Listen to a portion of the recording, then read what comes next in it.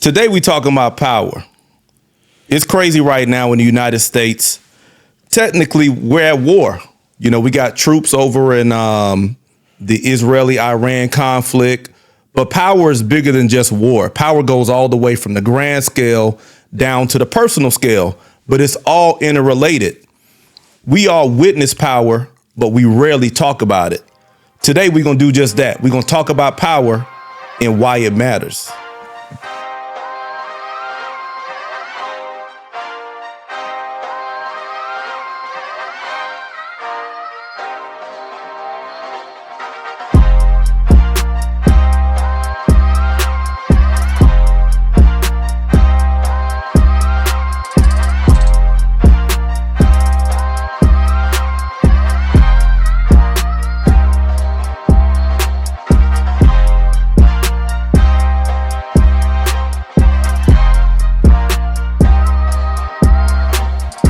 Welcome back to OG's Uncut, Conversations on the Culture. I'm Priest. I'm hosting this thing, and I got my wild card of a co-host, T-Rex. Hey, what's up?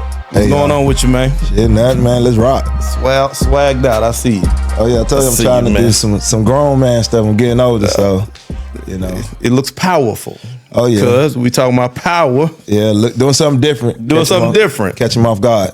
We gonna jump right in because we were in the conversation right before, you know, we jumped off, and you know, personal power is one of the is I probably say the smallest circle of power.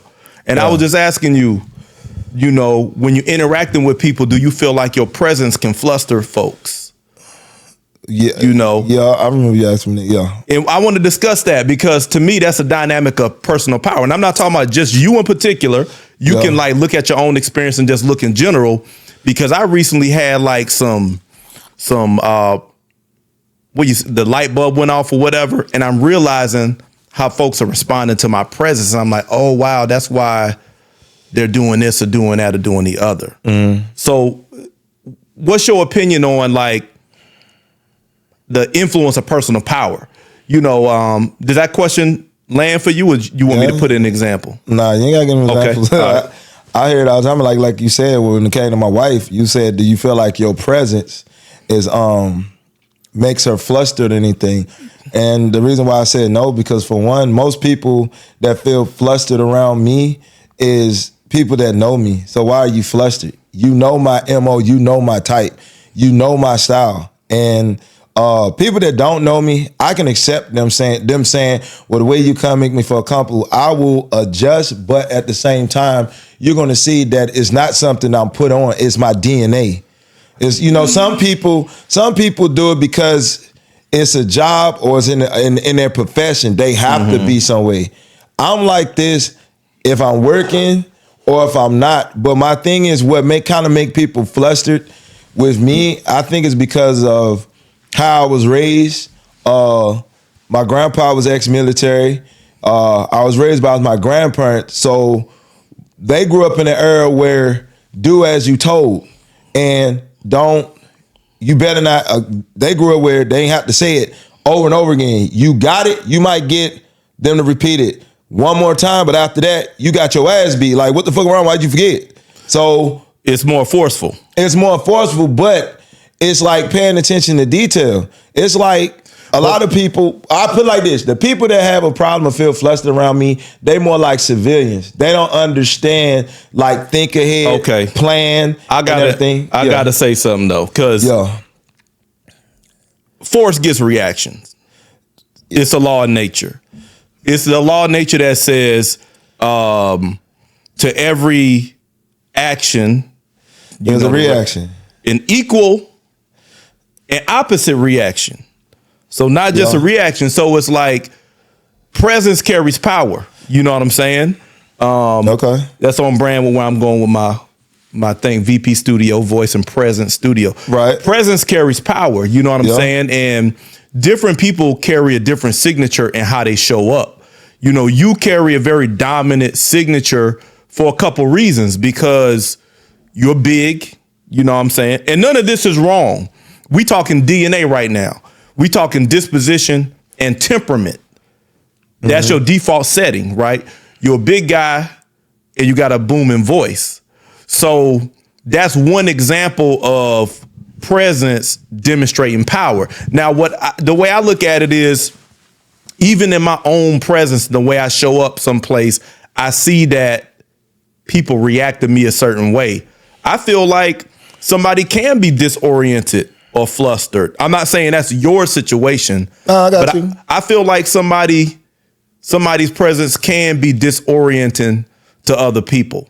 You know what I'm saying? Okay, well, the reason why I agree but disagree with that is because I done seen people that ask them people the same way and they don't show no force, and the outcome still is the same if that person showed force. I got you. So that's where I was coming from. Like, I done seen both sides of, especially the people that, like, when you say, do you think, like, say my son, he'll feel flustered with me or Kyle or anybody, but then I'll sit back and I'll see somebody ask them the same thing, and the same result is the outcome. And then I'll say, now see, So they said it nice. It ain't about you. It ain't about me. It's really the person. I think most of the time when people say that, it's because they trying to pivot from their errors. Me, You think that's all 100% of the time, though? You don't think anybody in my responds? outcome, I can say 100% time because I see both sides of it. Okay. Now, if it's a stranger and somebody's not always around me, I can take it and be like, okay, maybe it is me. But the people that I'm talking about,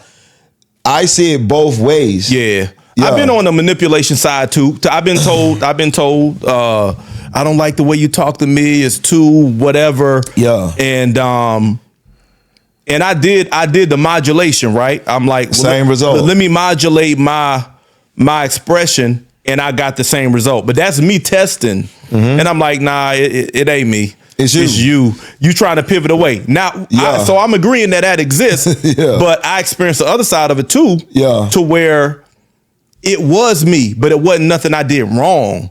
And I'm gonna give you an example. In my work history, I tend to show up. I tend to be thorough, and then communication is my strong set. So what I notice is that when I'm called to the floor, I'm like, boom, I'm gonna be comprehensive, and maybe in a short period of time. But I was reading the energy of some of the people in my group, and I started to hear comments like, well, so-and-so, you got anything? Oh, no, Bruce put it perfectly. Like, I have nothing else to say. I have nothing else to say. And what I realized, this is a subtle distinction. Everybody don't care about this. But if you want the team dynamics to be right, I had to think about it. I believe I was making people feel like, well, damn, where I fit in here. He got it. You know what I'm saying? So then people can start developing like, well, damn, he's a know-it-all and this and that. And it's not true. It's just the way I'm presenting and being comprehensive with what I'm saying. So what I did is I started regulating power, which is another thing. Like, because that's a form of power, presence, how you show up and how it impacts people. So I started regulating. Okay, maybe I'll put out a part of it and then leave room for other people to contribute. You know what I'm saying? Like and so that's just the way that something I recognize, that your presence, your power can like have an impact on people. Yeah, but I mean, and I think as time done evolved, people done gotten soft. And I'm not saying damn, you going the soft route. Nah, I'm just saying. Shit. Everybody done got soft. You said that's too soft. Everybody done, get out your feelings. Now everybody, man, me and my son, we was talking, and out of nowhere, he just caught me, and he, you know how you said the smoke and mirrors, and the thing is, everybody knows me. You damn near don't have to know me, and damn near can pinpoint what type of nature dude I am. I'm gonna tell you something though, but keep going. People can look at me, and people even say like, man, you look like you a serious dude. I said, nah, I'm funny, but I could be serious at the same time. I don't like wasting time and wasting energy at all. I'm gonna tell you something that you won't think about. Yeah. And I'm pretty confident that you don't think about it because I didn't think about it. Right. We got a lot of experience. Me and you, we got a lot of experience that shapes how we show up that other people ain't never seen. You done hopped on a plane. Hold on. Yeah, I never saw. I mean, what you saying is true. Nah, I never thought about it like that. Yeah. You done went to the military, you hopped on a plane, You got hit with news that you about to go in a life or death situation. You processed that shit. You kept going. You went over there. You set your mind to move, to make life or death situations. You got in life or death situations. You navigated the shit and like, oh shit, I'm gonna keep going. That's fucking serious processing power. That takes a lot. And think about a computer. Some computers that are cheaper, they got like a weak processing power. So when you try to do a lot on them, it buffs and stuff like that. It buffs. It's a bottleneck. Your processing power is expanded because of your experience. Mine too. The situations I've been in, the environments I've been in, the pressure I've been under, the way I had to maintain frame under pressure and still make sound decisions. You know, most people ain't seen that shit. So I feel like sometimes when a guy like you show up or a guy like me show up and we begin to present, they get that from us, but we don't know we giving it. Okay. It's subtle. It's subtle. Okay. This is what I'm talking about, like the power of the power of presence. Like all of that shit you carry around. It's a very heavy presence, like authoritative presence that you carrying. And the thing is that we don't be realizing it because we've been doing this shit for so long. Cause it's like, I was talking to one of the ladies at work and I was getting a little frustrated and I'm like, well, just do it like that. I'm just thinking like, it's just common sense at this point. But she's like hesitant and like, well, I don't know. And she's asking questions and I had to sit back. Well, maybe she doesn't know. Maybe she just ain't got the experience and the capacity for this. And then I had to tell her, I said, you know what? I realized that I have a lot of experience.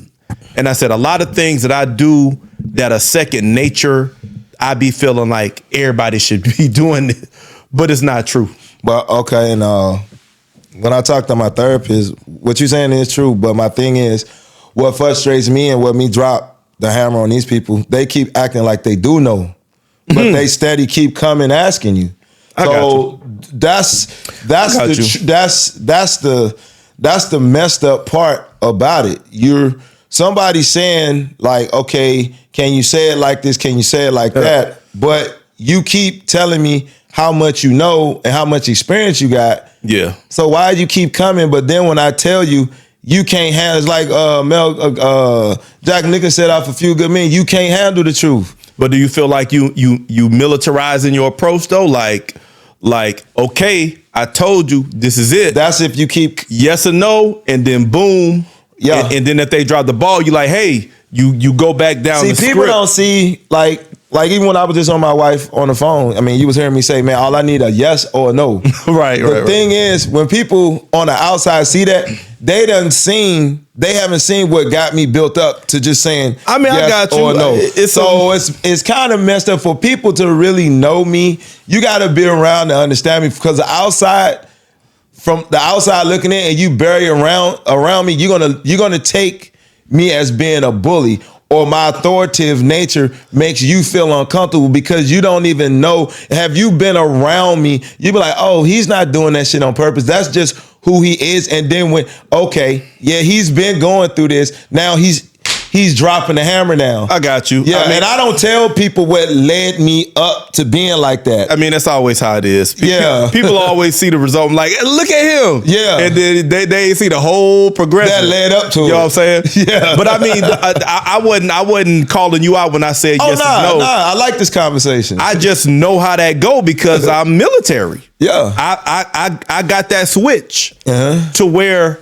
I can be bottom line with everything. Yeah. A lot of times that boosts our presence as people because it increases our processing power as individuals and how we navigate situations under pressure. We just stand up and go and boom, boom, boom. And other people be having to gather themselves before they can walk in the pressure chamber. We just walk right in the motherfucker. Yeah. And so that's intimidating to some people. Yeah. They're like, goddamn, he just You know what I'm saying? Yeah, But I got you. Yeah, it's like we don't realize we carrying that, and I've been having these moments where I'm like, damn, personal presence is a big power dynamic, and people feel it and they respond to it. Yeah, I will add on to this that I think why a lot of people, I think part of that is military, but then I think the other part of it is that's just the DNA of a man. If you got masculine testosterone, it is, and I think people are being triggered by feelings and emotions. Like me having PTSD, mine is triggers that I can see and stuff is actually going on.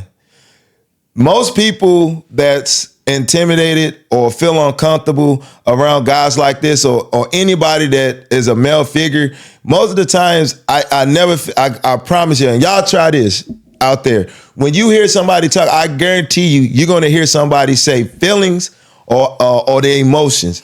Every conversation that I hear from anybody from what's wrong with feelings, dog? Huh? What's wrong with feelings? Feelings come and go. Okay. Feelings don't get nothing done. Emotions motivate, but it don't get nothing done. Let's talk about it. I want to draw a line here. We gonna go into relational power because we talking about power in the context of relationships now. Right. You got your presence. You got everything that is in your experience. You bringing it to the situation with whoever you relating to. Right. And then they respond in a certain way. So now you said a couple things. You said people getting soft nowadays. You know, it's people are being emotional or whatever. So that's how you feel when folks aren't responding to like what you think is masculine expression. Oh, not just me or when people say they're being triggered is nowadays. I don't like how you said that or the way you look. That's an emotional or a feeling response. You very seldom hear somebody say, like a physical trigger, like I seen you hit that guy, I seen you bump him, and that triggered me to make you look like you a bully, like you don't care about nobody. It's different. Most of the time when you hear somebody triggered and you're like, well, man, what triggered you? I guarantee you, well, I didn't feel like high. I didn't feel, or sometimes I be feeling like this, or you just ask a person, why haven't you did that? I'm not quite ready for that. Or why you not ready? Because I don't feel like it. Let's talk about feelings because I've been one of them guys like, man, feelings don't matter. It's about you because actually feelings don't drive outcomes. Logic and action. Yes. Logical action drives outcomes. Yeah. We know that. As men who operate in a masculine frame, we think like that. But now we done had some experience. So let's talk about feelings. Do feelings carry no weight? That question is on the table for both of us. Do feelings carry no weight in these equations? When somebody say, I feel this way, I feel that way, do we just push that aside? Or is there a way to bring that in and factor it in? Well, the conversation that we having today about power, I don't know nobody that's powerful that just got it from just feelings. But do feelings, I mean, I agree. I think, power and feelings, you're not going to accumulate power with feelings. I don't know nobody say, I feel like this and power just come. For you to get power, you have to do something. Now, what you had to do to get that power was feelings involved. Guess what? Yeah. But guarantee you, what's that saying? You got to crack a few eggs. Yes, sir. You got to crack a few eggs. So guess what you got to do? To become powerful, you have to suppress what? Your feelings. I think if you want to be successful, I think that with the conversation we having today, I'm with about it though, power, because you can't let. I would say there's a time that you got to suppress feelings. The way I look at it, right? I'm gonna agree with you that you got to suppress feelings, but I feel like I'm gonna call it a heat of battle. You ain't got time for feelings. It's logical thinking. You processing. You're acting because you are directly impacting outcomes. Mm-hmm. But I feel like before the heat of battle, like that preparatory phase, I feel like feelings carry a lot of weight. Now, this is personally speaking, like I think from an internal standpoint, a lot of people take their feelings and they make them your responsibility. well, I feel this way. I feel this way. Well, what that got to do with what you supposed to be doing?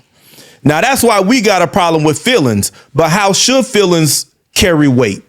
I think the feelings ain't for you to be all the time telling somebody else. It's for you to let them inform you.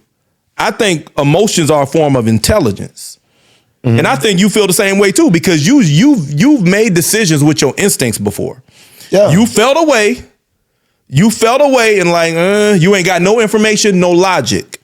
But you walk into a scenario and just like you carry a presence with you, you feel a presence.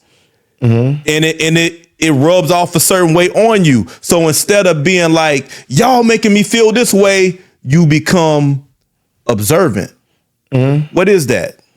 Mm-hmm. And then you start logically working through what is that impacted my space like that. Mm-hmm. Is that a threat? You start assessing that. Mm-hmm. So that's why I'm saying feelings do carry weight, but it's just that people usually make feelings the other person's responsibility. Got you. And with me, I understand feelings, but my thing is the way people use feelings is a cop-out. If you feel bad or you feel sick, it should motivate you to become a better person. When I'm talking about people with their feelings, mm-hmm. they keep talking about their feelings, but shit ain't getting done. You just keep resorting back to your feelings. And that's what I ask people. I'm like, you know what? You keep going through this. You keep saying you feel this way. I'm like, fuck your feelings now.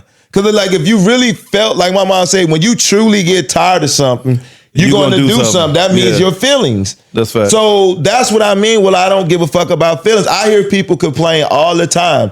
And I'm like, Jay-Z, so, what you going to do about it? I'm hearing that, but what you going to do about it? And what pisses me off is once a person say, well, I don't feel, I get the fuck out of my face. Especially if I done kept hearing it over and over and over again. Fuck your feelings now, because obviously either you want me to get involved, or then when I say something, instead of you putting the energy into fixing your problem, you want to get mad at me. I don't like how you said it and this. That energy that you giving to me, you need to take them feelings and fix the fucking problem. And do something with your situation. So I'm not anal about that. I know feelings and emotion is part of it. But what is the feeling and emotion is helping you with? Not keep bitching. Not keep complaining. You saying I don't feel, but I'm all... Damn, I ain't got no money, but I don't feel like working, but I ain't got no money. Because you don't feel like doing something that you don't want to do something to get where you are. How do you have to tell my son?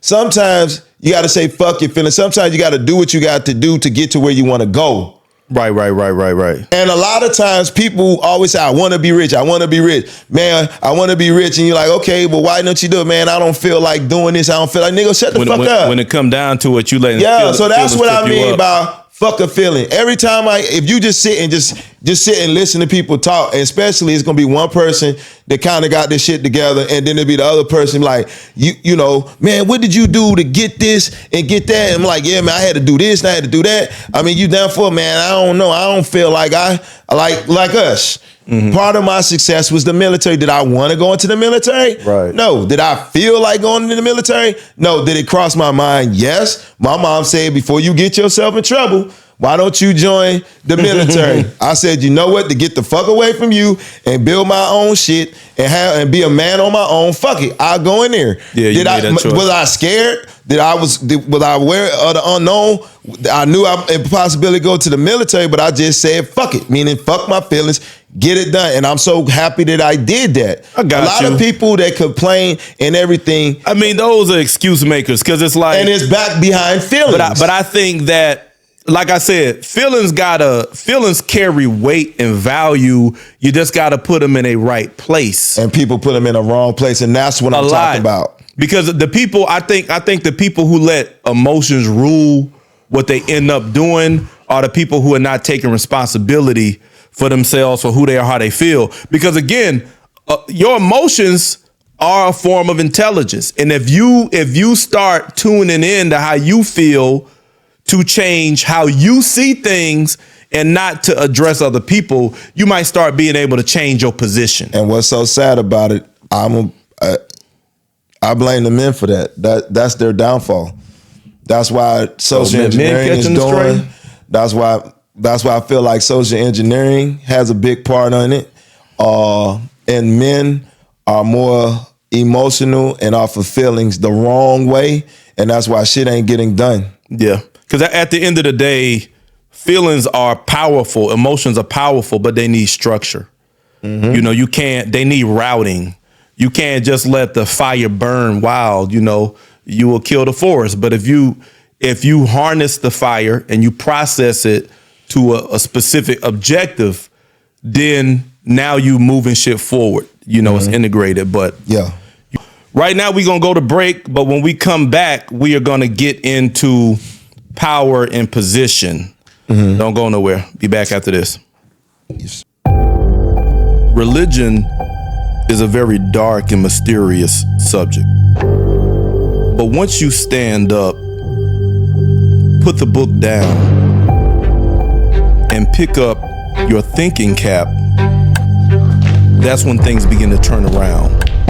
And you'll realize that your curiosity is a journey. And sometimes it's a journey that you take alone. But you'll realize that the true benefit is life after religion. Life after religion, my journey into history and healing, available on Amazon now.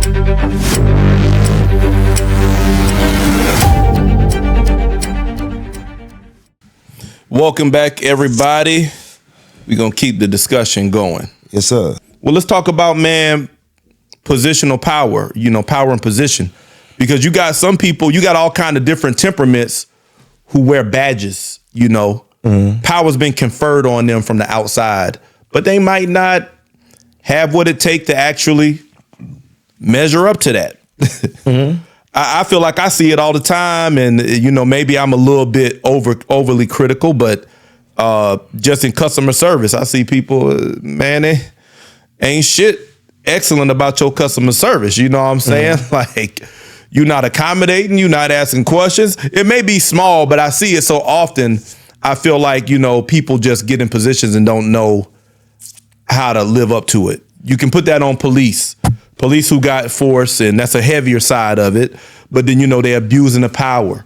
You know, instead of recognizing that your badge is a deterrent, your license is a deterrent. You can freeze people with your words because you speaking from a state, a city authority. But then you want to jump because now the way you feel, I'm afraid, I feel for my safety. Now you start projecting force on somebody who ain't even posing a threat. You know, so, I mean, you know, positional power, man. I don't know what your thoughts are on it. Like I said, I respect power, and which comes authority behind it. You got power, you got authority. Yeah. I just have a problem with people that abuse it. That's what, you know what I'm saying? I just can't help it. Like, you might get away with it a couple of times, but trust believe I'm going to buck back eventually. It's just a given. You've been doing it all your life. It's all my life. Even if I don't say it, I'm gonna give you a look to make and intimidate you. Yeah. Like, I'm gonna give you an eyebrow, and you can look at me with your power, and you think I'm gonna look down. I used to look away and like, okay, but now when I start to see that you're abusing it, I'm gonna purposely look you dead in your eye, and every time you look at me, I'm gonna give you a mean mug or a fucked up look. And when you ask me, well, why are you looking, or pull me to the side, I'm gonna let you have it. That's facts. You know what I'm saying? I just don't like nobody abusing no power, because there's really no need for it. There's no really need to abuse your power. It's a way you can get things out of a person without abusing your power. You got the power to let that person go and hire somebody else. You know what I'm saying? Power don't always have to be forcefully. You can use power to create peace. So if you got somebody that is a problem, instead of you using your power to make their life hard, just hire somebody else and let them go. You know, some people abuse power, especially if that person is wrong, is because they've been abused. Yeah. You got a way, you know, this not working, and you give them a breakdown. Now that, you know, but just to have power, and just soon as somebody do something and you don't work with them, I'm just gonna fire every type of person. I think it's protocol when you got power, and a lot of people don't use it the right way. I see a lot of people abusing it, though. I just had a friend call me and tell me at her job where she put in a complaint and now the management is responding and they acting weird. They coming with all this extra accountability. Subliminal shit. It's not even subliminal at this part, but they like, well, what time you gonna be done with this? And how much longer on that? And they never been asking, and she's always been on top of everything. But now they're trying to bring in accountability because they know that there's a complaint out there. So they're abusing their power, right? And they trying to create a situation when they fire, she's gonna look bad. Right. And they got a narrative to justify. That's abusing your power. It's abuse of power. And this is what I'm saying. You got a lot of people who get put in positions and they not cut for the power. They not developed. Yeah. They not in the headspace for it. So when they feel a certain way, they start to abuse the power because they see it. Yep. They see the power in the position as an extension of their emotions. How they feel. And that's running rampant. I don't know how we got to this place in society to where so many people think the power in their position is an extension of how they feel. If you make them feel a certain way, they can pull some levers based on a professional position now that they supposed to be objective with to disturb your peace. It's crazy, but it's common. Yeah. It's way more common. And coming from the military and the structure like we've seen, we understand hierarchy, rank, being objective, you know what I'm saying? Separating emotions from your judgment. And you start to think that it's logical. It makes sense. You think everybody got this frame of mind. They do not. No. Some people put them things together. Yeah. Oh, I got power. Oh, shit. They'll orchestrate shit. Yeah. And I'm the type of one that I got to give. I can tell when you orchestrating. And now my mindset is to fight fire with fire. So you challenging power. Yeah, when they doing stuff like that. Because dang if you do, dang if you don't. That's how power is like having a person that's Fight very power. That's a person that's very prideful. They don't even see they're wrong. They think everything they do is right. That's fact. And with power, even if you're wrong, you have the power to make yourself look like you're right and the other person is wrong. That's right. That's right. That's like pride. A lot of times you can control perception. Yeah, because of your power. Because you're controlling the narrative. Yeah. And in this situation I was telling you with my friend, they tried to call her in and talk to her about things that she's not doing well. Out of nowhere. All the years there, they never call up. Now, this is going on. They call up and then they try to say in 1 5-minute session, well, we need you to sign this. This is a coaching. What? I ain't signing nothing. Yeah, not coaching. There was never any progression. Excuse me. Or nothing said that I need coaching. Nothing said to identify deficiencies. And see, this is people who get put in position and don't understand processes and power. They start saying, oh, okay, we just gonna put this on them and put that on you.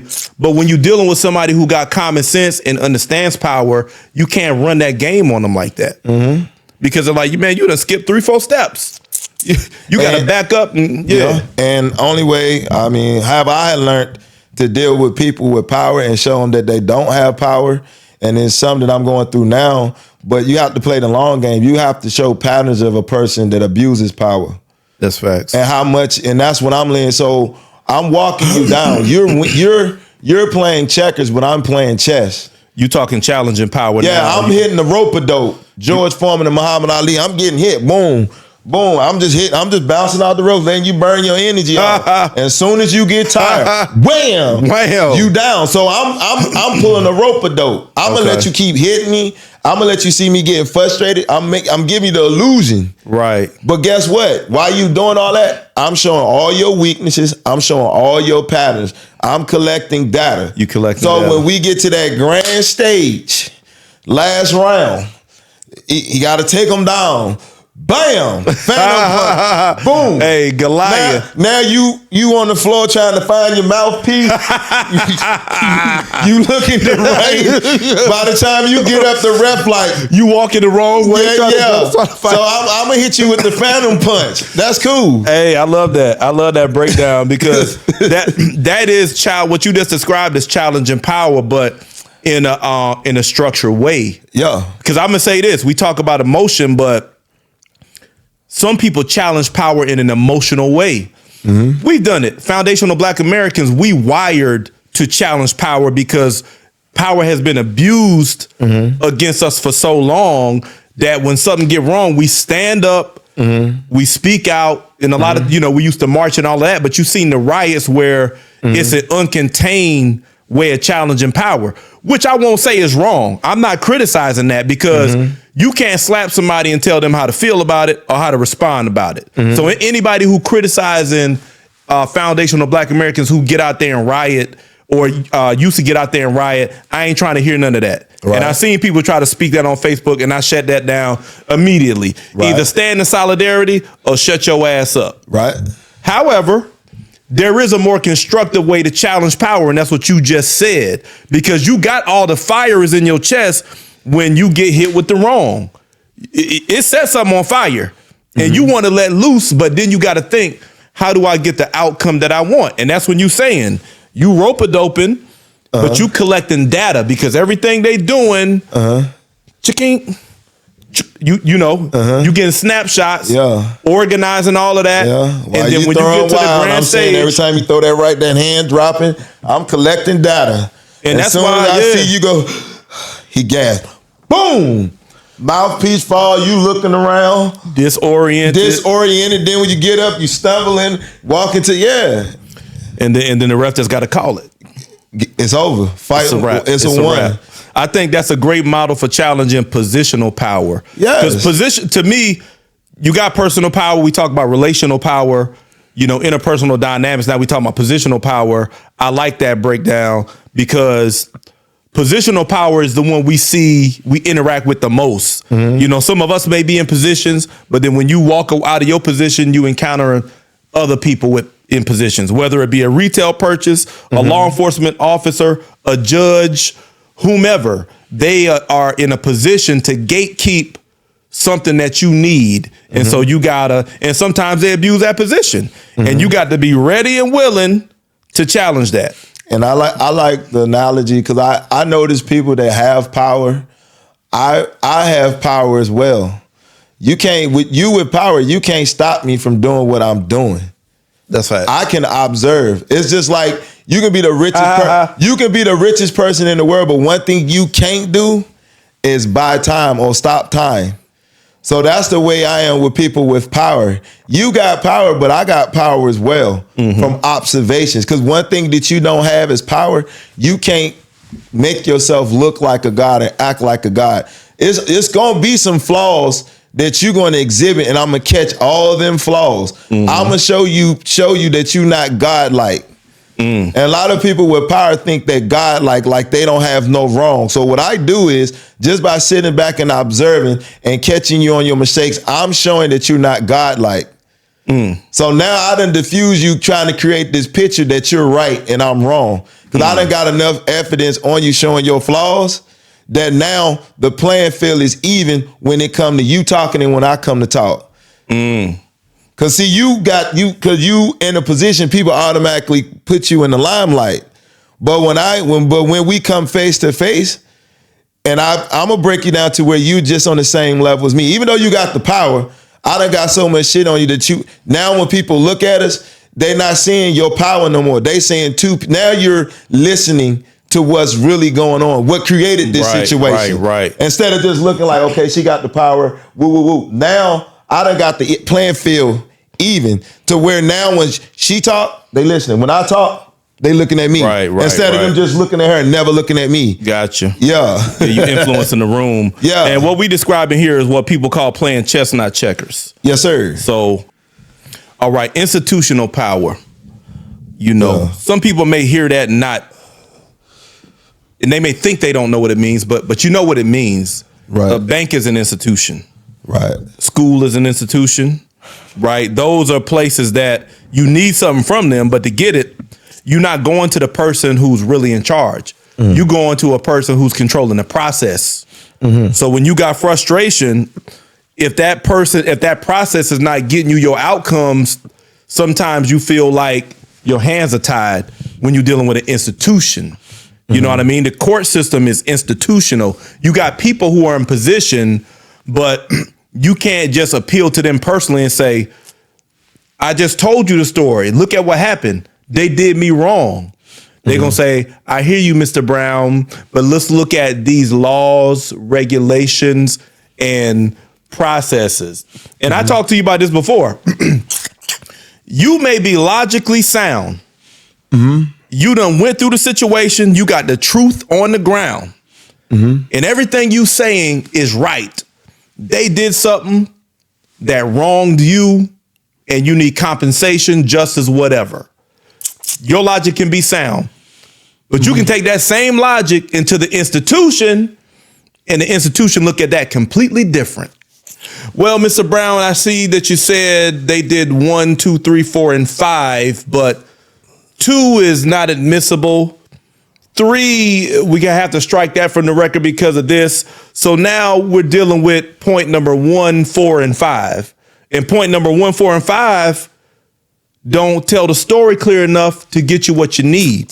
So institutions are powerful, man. They use processes, and the people who are really behind the institution, the true power, you never see them.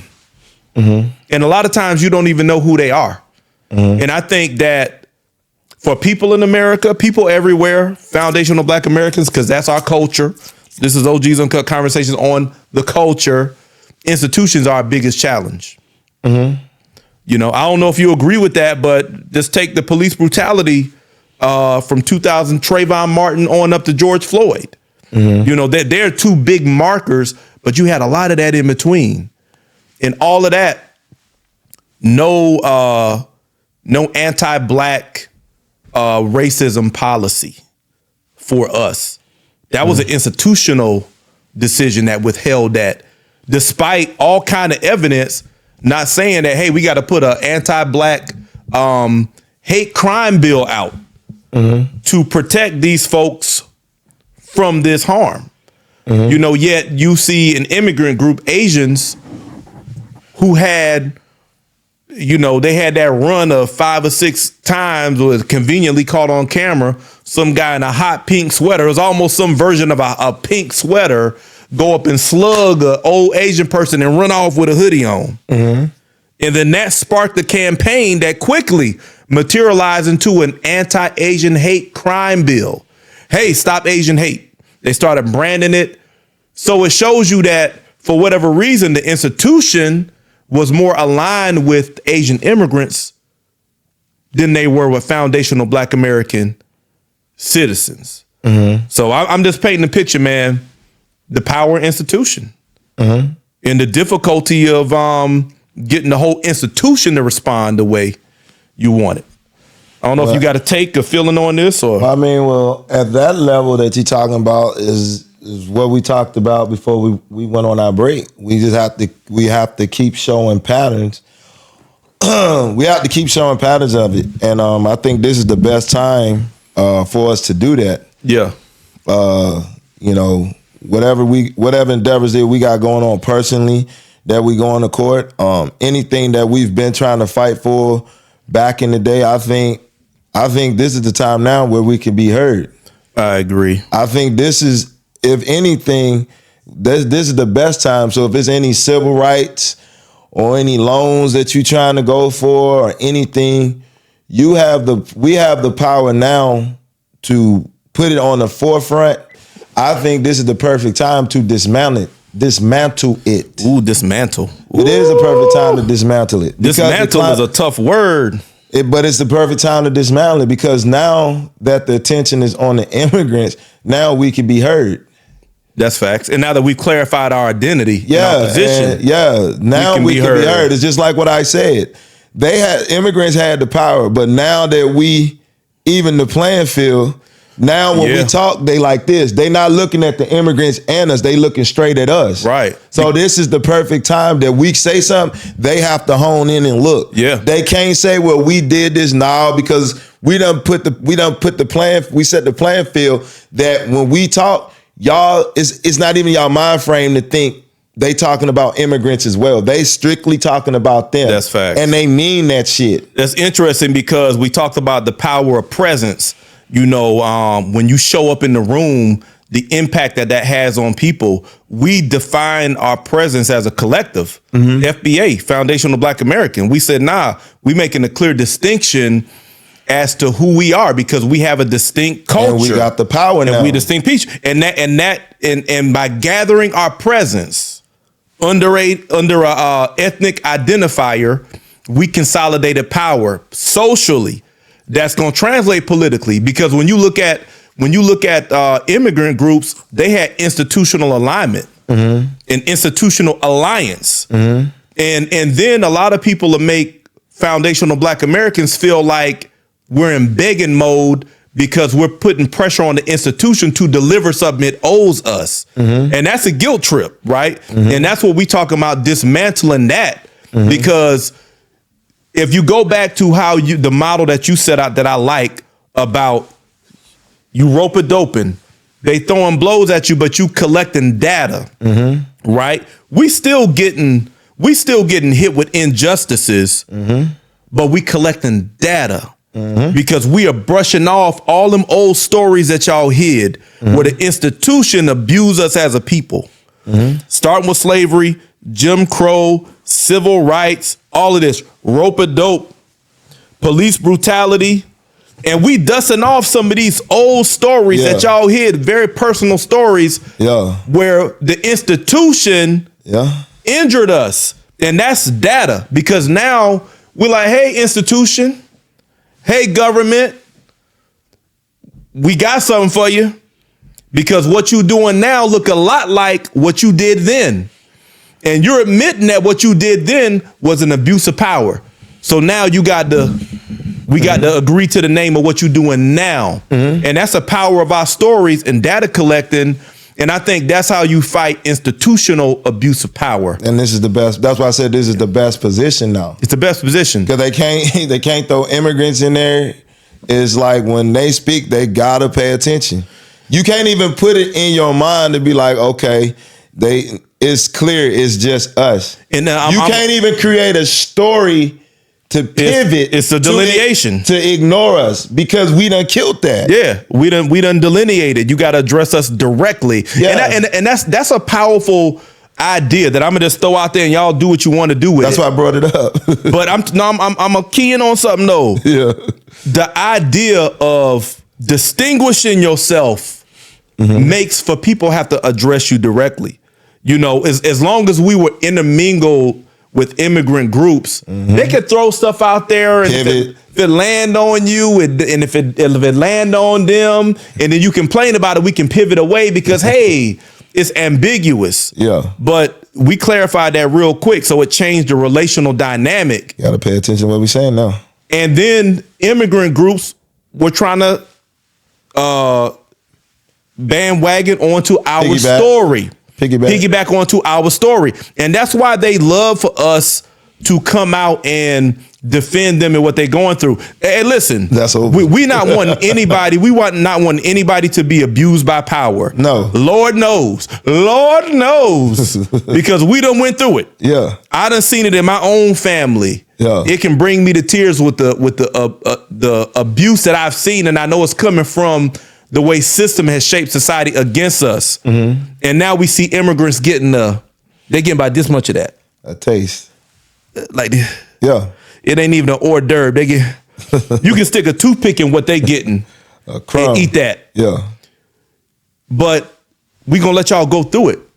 Yeah. You know, we went through it, but we can't let y'all attach ourselves to our trailer, our story, because that's ours.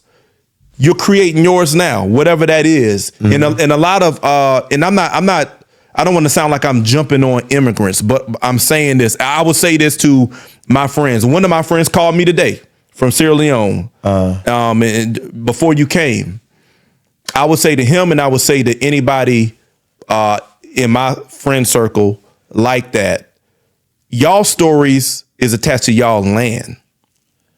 You know, your opportunity was here.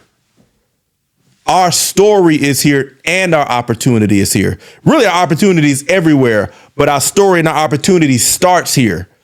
Your story starts where you came from, and you came here for opportunity. It's a difference. So it's disingenuous for y'all to try to hijack our story to increase your opportunity. And that's what we saying. is a no-go. That's how you drawing the line between who's allies and who's enemies, who's friend and who's foes. They willing to take something from you that don't belong to you and still look you dead in the eye. Nah. And I feel like they got a powerful story, because I feel like instead of complaining about what we doing and undermining what we doing, collect data. Look how we moving, and go back and run them plays where you from. I'm not saying to go back where you from, but I'm saying y'all got communication network, run them plays. We've been giving you the playbook.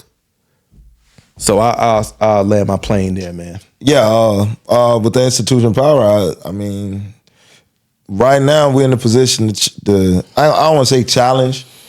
We got a right to speak on all levels when you talk about institution of power. Politically, we can go there now, and we will be heard.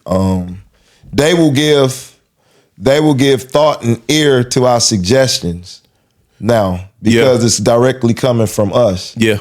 You know what I'm saying? So anything we speak on, it ain't going through one ear and out the other now.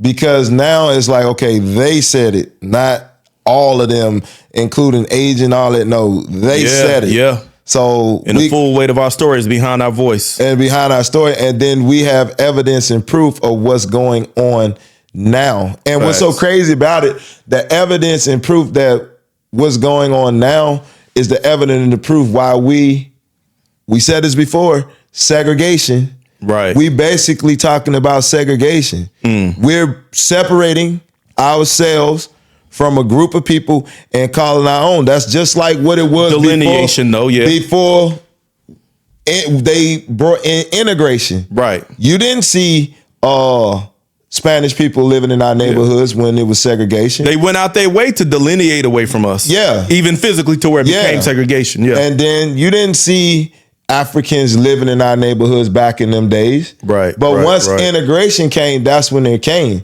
So we're basically talking about why we were saying in a couple of our episodes, not this season, but last season, the first season, we were saying segregation is a plus for us. Because that's basically what we're doing right now. Nobody's not saying it. Right. But when we say we FBA and we want to stand alone, we're basically... I would say delineation, but I get what you're saying. It's the same energy. End of the day, it's the same energy. If you think about it, when we was... I'm going to say segregation. When we were separated, guess what? When we talked, guess what white people did? Yeah, man. And that's what we coming back to. Because back then, it was just us. Nobody wasn't rallying with us. Nobody wasn't doing the power of the fist or none of that. It was a clear distinction. But guess what they did? Listen to us. They kept their eyes on it. They directed all their energy towards us. We're in a position now, they're not directing their energy towards us, but we got a power now that we can direct their energy towards us to where we can benefit from that now. Because now we done evolved, we educated, and this is what's so beautiful about it now. We agree on what y'all doing now. Because we seeing that some other people is getting a taste of what we done got on the highest of highest level. So we even agree. And the lowest of lowest. We even agree what you're doing. That's why we said we separating from everybody. Yeah. So we in agreement with what you're doing. Since y'all doing that with them, this is our time to separate. Right. So it's a win-win for us. Now, a lot of people it's hard for people to understand that because they keep looking at social engineering, I say, is distracting them to pay attention to what I'm talking about. They so caught up on this war. Everybody can't make it. Yeah, everybody's caught up on this war when we need to be ignoring the war and creating opportunities for us. I don't think a lot of us are paying attention to the war. I mean, obviously, we're looking at the consequences that might come across our border, but I don't think we all invested like that. But we need to use this time while this man is in office. Not gonna say while this man is in office. We need to use this time for what's going on to create in this climate right now to create power, create opportunities. I ain't gonna say power, create opportunities for ourselves, and to really. If we separate it, we need to separate. This is the opportunity to separate it even more. Well said, man. I agree. And I mean, you was on some final thought energy right there. Yeah, that's what my final thoughts on that one. Yeah. Okay. One thing, and then my final thought. People hear us now.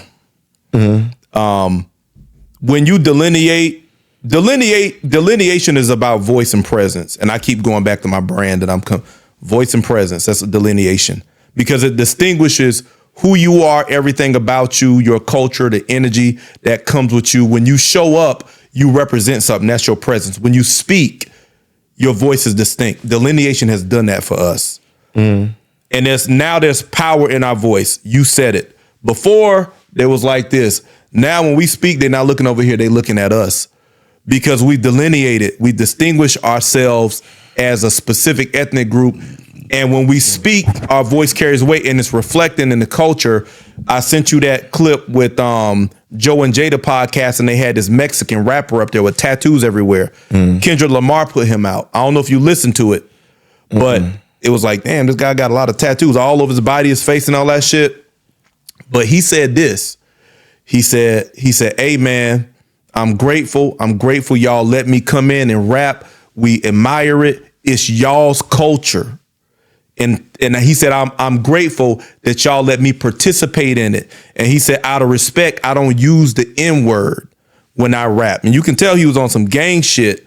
But that was touching for me to hear a Mexican, a Latino guy straight up say, this is their culture. This is black folks' culture. And that ain't the first time I seen that language is picking up. And Kendrick Lamar put that guy on. Because we delineate, we separate. Kendrick Lamar know exactly what he's doing with that messaging because he's selecting people that's respecting our voice and our presence as foundational Black Americans. And you know, when you stand up in your presence, your voice carries power, it carries respect, and it carries authority. You see it in movies. Yeah, it carries authority. You see it in movies. Like I say, you see many movies where you'll hear Italians or the mafia say is one thing that I don't understand about y'all Guineas is, I forgot what they call us. Yeah, that's back then. I know where you're going. Yeah, but what they always say that one thing they don't respect about us that we won't stand up for ourselves. Like what we're doing now, delineating. You hear it with the Mexican cartels. I heard even KKK guys say, man, the only thing that we have against only thing they have against us, they want to keep their own. We won't fight for ourselves. But I think when we done delineated, when I'm saying fight for, I'm talking about what we doing now. Yes, that's what I'm saying. We want to separate ourselves from everybody. Yeah, that's the old stuff that you bringing up right there. Yeah, but these are what these. That's what they were saying. Yeah, right. Now we doing it. But now, yeah. Now that's why you hearing white people saying we agree with them. Right. The Mexicans saying no, that's theirs. Right. Because we done made it clear we standing alone on our own. Now people are respecting, but as long as we are the world, they wasn't giving us our just due. Right. Yeah. because we were not distinguished. You know, delineation distinguishes, it gives you a distinct voice and presence. People pay attention, people listen. Yes, sir. And they reflect back what you say without twisting it because they understand that you own that and I have to respect it when it comes from you. So, yes, hey, we got power and we exercising that. So I hope y'all enjoyed it. This episode was about power. We went through it. Good stuff. Make sure y'all tune in. If you're listening, share. If you're watching on YouTube, like, subscribe, and share. We appreciate y'all. Next time we will probably be in the same lane, but until now, make sure you don't watch and hide, like, and subscribe. Till next time, we out. Peace. Peace.